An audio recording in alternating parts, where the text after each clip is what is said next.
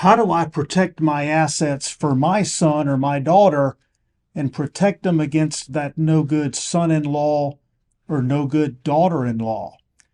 Yeah, that's a question we really get from time to time. And in some families, that's a very important question and an important conversation to have. We'll tackle that question in today's short video.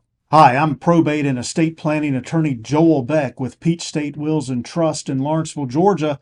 And yes, we do get the question from some clients from time to time that goes along the lines of, how do I protect these assets from that no good son-in-law of mine or that no good daughter-in-law of mine, for example?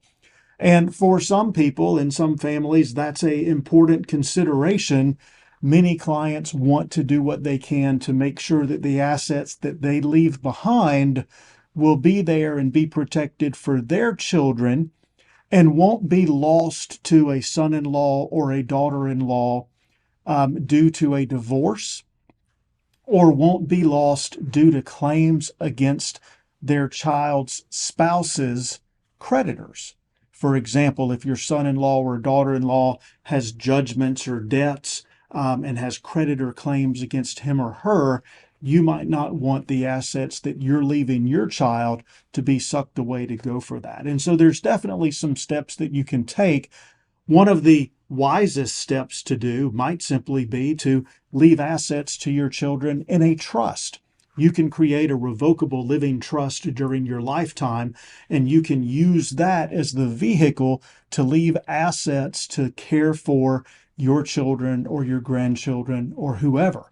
By leaving assets in the trust instead of turning them over outright directly to your child, then the assets in the trust will be protected from that so-called no good daughter-in-law or no good son-in-law, their creditors, but also it will provide some creditor protection for your own child, even if they're the trustee.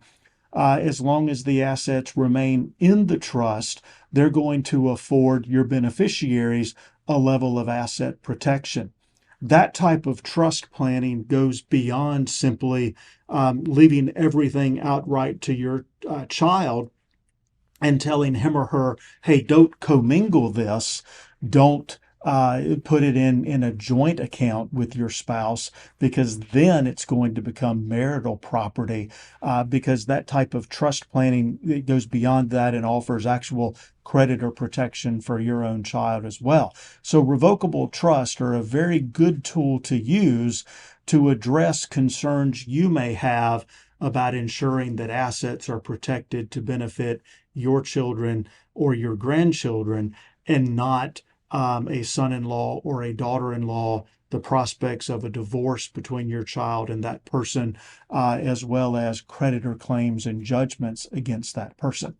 Now, if you'd like more information about estate planning, including things about revocable trust, visit us online at peachstatewills.com.